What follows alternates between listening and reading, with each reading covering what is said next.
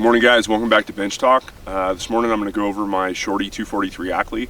This is one of the rifles that's probably one of my favorites that I own. It's the funnest to shoot, and then I use the majority of the time when I go hunting.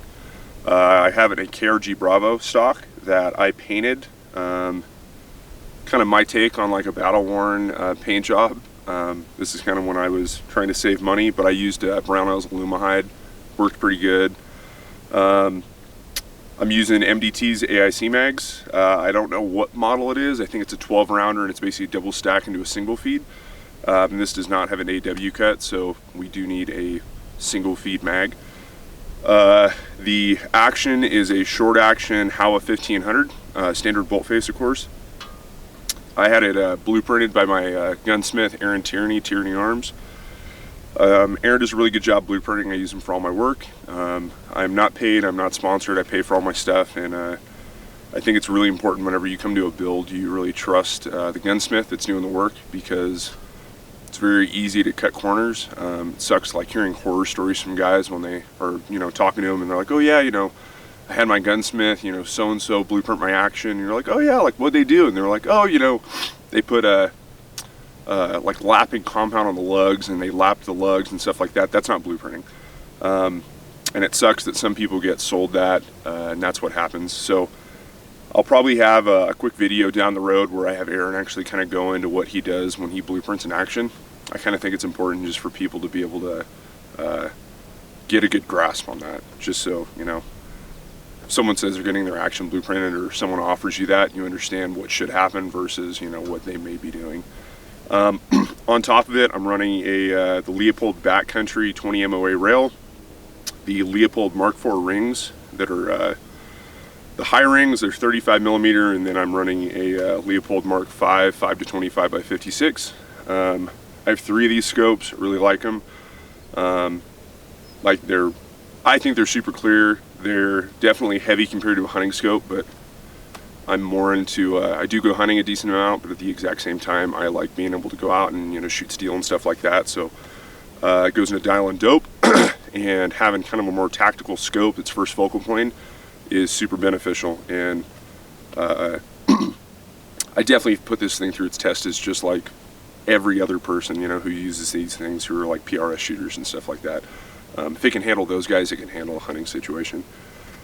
The barrel is a Schillen alternate barrel, chambered in 243 Ackley. It's a 1-in-7 twist. It originally started out as a 24-inch barrel. I ended up shooting it on this current rifle. I was having some issues with the bullets I was running.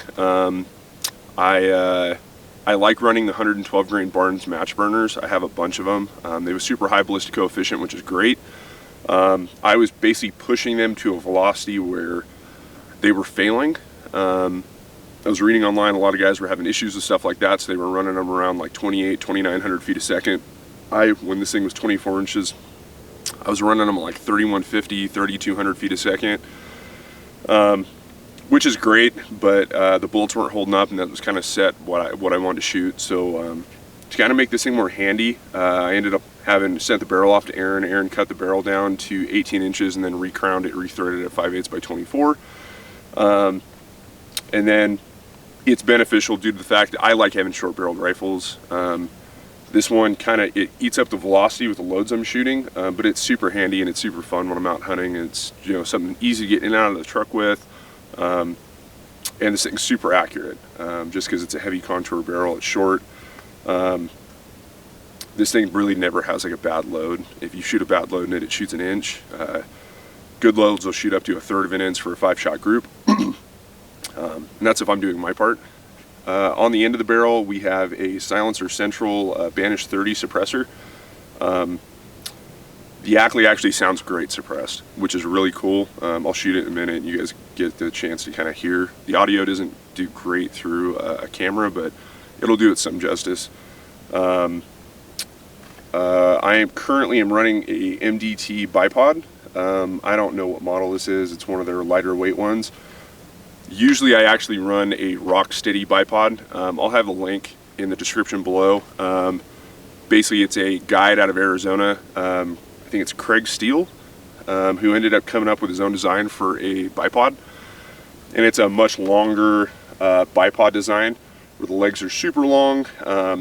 You can articulate it, and basically you can spread the legs out super wide, so you can actually still go prone even though they're super long legs. I'm big into coyote hunting or predator hunting in general. So with that, you know, a lot of stands I'm in the sitting position and stuff like that. So having something that his bipod's like a quick disconnect off of a pick rail, having something like that super beneficial, because basically I'll be walking around with my rifle slung. I'll have the bipod in my hand, sit down really quick, attach it, and run my stand like that. So that's what I usually run. Right now I have this on. I switch it in between rifles and I'm going to shoot prone, so that's why I have it on right now. The 2 loads I shoot out of this rifle, I shoot a hunting load that's a non-lead projectile for the state that I live in. It's a 92 grain MKZ, so match kill zone by cavity back bullets. I've had pretty good luck with those shooting hogs and coyotes. They have massive expansion, which is actually fantastic. They do really good.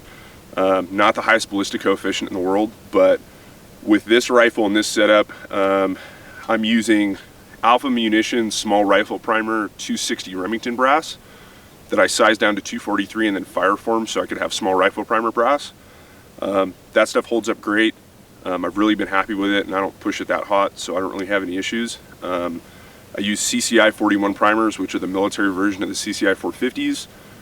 Use H4350, and with the 92 grain MKZs, I'm able to get them around 3,000 feet a second. They shoot basically half-inch groups, which is really good. I got to stretch it out a couple weeks ago, and I shot I was able to shoot a coyote out at like 600 yards, which is great from a prone position. The other load that I shoot, which I'll be shooting today, is same thing. Well, I take that back. It's actually Lapua brass, so it's Lapua 243 brass that I have fire formed to the Ackley chamber, and I'm using CCI 200s, so regular large rifle primers, H4350, and 112 grain Barnes match burners. They have a ballistic coefficient of, I think it's a G1 of 0.6112. They do really good. Basically, I can push them at like 2750, which does pretty good, especially if we're shooting at 5,000 feet today out in Nevada. I would say it's kind of right. You think of almost like a short barrel 308, except we're shooting a 6mm bullet around the same velocities you would probably push like a 175 for a 308, except these have a way higher ballistic coefficient and they go pretty flat. It's a really fun rifle. For anyone I guess who would think about doing this, I'm running faster powder because I'm in a shorter barrel. I probably could have done this entire build on a 6mm Creedmoor. I just didn't at the time. I actually have another barrel on order for a different build for a 22-inch 243 Ackley, so that I can actually utilize the extra case capacity that I have, because using a fast powder you really can't. So for anyone thinking about it, just keep that in mind. Figured I'd pass it along.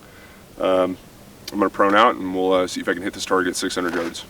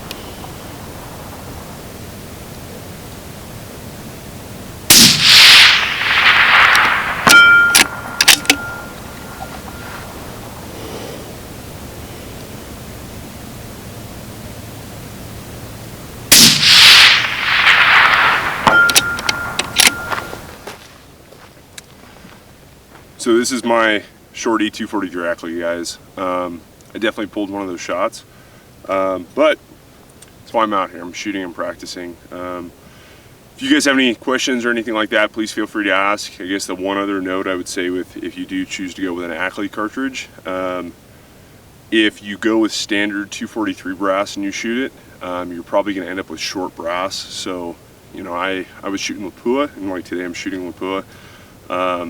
And this is just straight 243 Lapua large rifle primer brass. A lot of that brass is only like 2.010 in length, and right, a normal 243 trim length or trim 2 length is supposed to be 2.030, and max I think is 2.040. Same thing for the Ackley. You want your neck to be long enough that your overall your cartridge length is 2.030. A lot of the Lapua that I have, and that's why I'm shooting it as like target ammo, is the necks are super short, about like 20 thou. Does it make a huge difference? I have no idea. I ended up going with the 260 brass to neck it down so that I could get a little extra, or I thought it would give me a little extra brass in the neck, and it did for the majority of it. I think out of 300 cases I had from Alpha, I think 60, I still have 60 of them, and I've fired them twice now that are still short. And by short, I mean under 2.020, so ranging between below 2.020 and probably as low as 2.010. And so basically I just load that stuff up and I shoot it as range brass. Does really good, but there are a bunch of great 6mm cartridges out there that you guys can use, you know, all the 6BRs, the new, 6GT, 6mm Creedmoor, straight 243. You guys don't need to do this, just yeah, figured I'd cover my Shorty 243 Ackley build. Please, if you guys have any questions, comment below. If you guys want, please subscribe, and you guys can go check us out on Instagram. I think it's benchtalk_284, or something similar to that. It'll have photos and stuff from the channel. If I'm going to leave you guys with something, I'm going to try to end every episode or every video with kind of a recommendation, either on a podcast or a video. I'm super into hunting, and some really good hunting YouTube channels are one of my favorites. I like to watch a lot. It's Gritty, the Gritty Bowman, and they also have Gritty Bowman podcast. I have no idea what their names are. I'm not huge fanboys, but they have really good content. They cover a lot of really cool hunts, some that are probably, in my opinion, like once in a lifetime. They did one recently, or a year ago, with the Leopold crew, where they went to Kodiak Island and they hunted Kodiak blacktail. I thought it was great. You guys can either go check that out. Leopold has their own video. Gritty also has one as well. But yeah, go check it out and grab a rifle, go shoot, try to get out, and go get some practice. Thanks, guys.